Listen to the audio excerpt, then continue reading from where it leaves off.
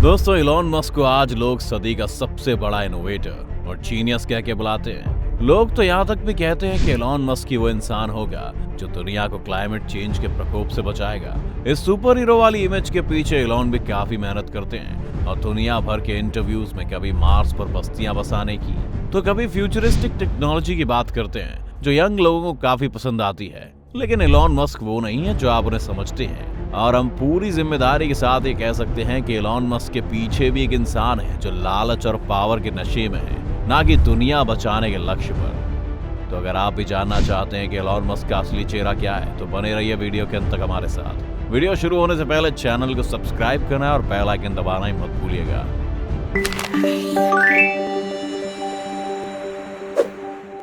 सबसे पहले Elon Musk की शुरुआत पर आते हैं। बहुत लोगों को लगता है कि इलॉन ने आज जो भी हासिल किया है वो अपने दम पर हासिल किया है, लेकिन ये बात कोई नहीं जानता कि इलॉन के पिता साउथ अफ्रीका में माइनिंग के कारोबार में थे। इसके अलावा उस वक्त साउथ अफ्रीका में नस्ल भेद भी चालू था, जिस कारण व्हाइट लोग इस देश को चला रहे थे। और ऐसे एक पावरफुल आदमी के यहाँ इलॉन का जन्म हुआ और उन्हें बचपन में हर आराम मिला। इसके बाद इलॉन साउथ अफ्रीका से पहले कनाडा और फिर अमेरिका गए। इलॉन ने स्टैनफोर्ड में एडमिशन लिया और 2 ही दिन में ड्रॉप आउट होकर अपनी पहली कंपनी Zip2 खोल ली।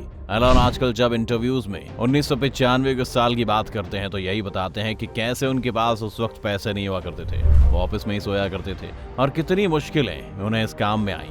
लेकिन वो ये बताना भूल जाते हैं कि कंपनी उन्होंने अपने भाई के साथ शुरू की थी और इस कंपनी में उनके पिता ने 20 लाख रुपए इन्वेस्ट किए थे। इलॉन ने कंपनी इसके बाद बेच दी और उन्हें इस कंपनी से 163 करोड़ रुपए मिले।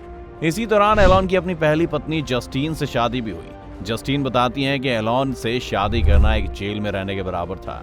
इलॉन को बात बात पर गुस्सा आता था और वो उनकी लाइफ को कंट्रोल नहीं करना चाह रहे थे। एक बार उन्होंने जब इलॉन से ये कह दिया कि मैं तुम्हारी पत्नी हूँ, एम्प्लॉय नहीं, तो इलॉन ने छिड़क कर कहा कि अगर तुम मेरी एम्प्लॉय होती तो मैं तुम्हें फायर कर चुका होता। अगर आप इन्हें घरेलू झगड़े समझ रहे हैं तो ये वाकया सुनिए। जब इलॉन का पहला बच्चा पैदा होने के 10 हफ्तों बाद ही इन्फेंट डेथ सिंड्रोम से मर गया। ये देखकर जब जस्टीन रोने लगी तो एलॉन ने उसे छिड़कते हुए चुप होने के लिए कहा। एलॉन के मुताबिक ये सब एक इमोशनल ड्रामा था जो उन्हें नहीं पसंद। यूं तो हमारे समाज में जीनियस के लिए सब चीजें माफ कर दी जाने वाली परंपरा रही है, लेकिन एलॉन मस्क उतने भी जीनियस नहीं है। लोग सोचते हैं एलॉन मस्क ने पेपैल शुरू किया। पेपैल उस वक्त अमेरिका में पेटीएम जैसी क्रांति थी, लेकिन ये सच नहीं है। एलॉन मस्क ने पेपैल जैसी एक कंपनी X.com शुरू की थी और बाद में इसे पेपैल के साथ मर्ज कर लिया गया। एलॉन के पुराने एम्प्लॉइज बताते हैं कि एलॉन कंपनी संभाल ही नहीं पा रहे थे, हर तरफ से परेशानियां आ रही थी। साथ ही एलॉन के ही वक्त पर कंपनी ने अपने कस्टमर्स के साथ फ्रॉड करना शुरू कर दिया। वो लोगों के अकाउंट फ्रीज कर देते थे और उसके बाद डिलीट। इससे जितना भी पैसा उनके अकाउंट में होता था वो सीधा कंपनी की जेब में जा रहा था। ये सब देखने के बाद एक के बाद एक एम्प्लॉइज एलॉन को छोड़कर जाने लगे, लेकिन फिर पेपैल के साथ एलॉन का मर्जर हो गया और वो दोबारा से जी उठे। मस्क की पेपैल में ज्यादा दिन नहीं चली और उन्हें जल्दी सीईओ के रोल से बाहर कर दिया गया और उनकी जगह पीटर थिल कंपनी के सीईओ बने। आखिर में ईबे ने पेपैल को एक बड़ी रकम देकर खरीद लिया। पेपैल के बिकने के बाद एलॉन के पास काफी पैसा आ गया था, जिससे उन्होंने स्पेसएक्स की शुरुआत की। सिर्फ स्पेसएक्स की, टेस्ला की नहीं। आज एलॉन मस्क को टेस्ला का फाउंडर समझा जाता है, लेकिन ये भी झूठ है जो एलॉन खुद फैलाते हैं। उन्होंने कभी टेस्ला के फाउंडर्स का नाम ही नहीं लिया, जबकि टेस्ला को मार्टिन एबरहार्ड और मार्क टेम्पर्निंग ने शुरू किया था और ये लोग एलॉन के पास इन्वेस्टमेंट के लिए गए थे। एलॉन मस्क ने टेस्ला में उस वक्त $6.5 मिलियन की इन्वेस्टमेंट की और बोर्ड के चेयरमैन बन गए, जबकि मार्टिन कंपनी के सीईओ थे और मार्क उसके chief financial officer. Electric cars बनाने का आइडिया इन्हीं 2 लोगों का था। एलॉन मस्क तो बस उनकी इस मिशन में मदद कर रहे थे। पहली टेस्ला के लॉन्च के वक्त दुनिया भर में टेस्ला के बारे में चर्चा शुरू हो गई थी और द न्यूयॉर्क टाइम्स में इस पर एक बड़ा लेख भी छपा था। इस पूरे लेख में कहीं भी एलॉन मस्क का नाम नहीं था और मार्टिन और मार्क के कंट्रीब्यूशन की ही बात हो रही थी, क्योंकि उस वक्त लोग जानते थे कि असल में टेस्ला को कौन चला रहा है। लेकिन इस बात पर एलॉन भड़क गए और यहाँ से उनकी पॉलिटिक्स शुरू होती है।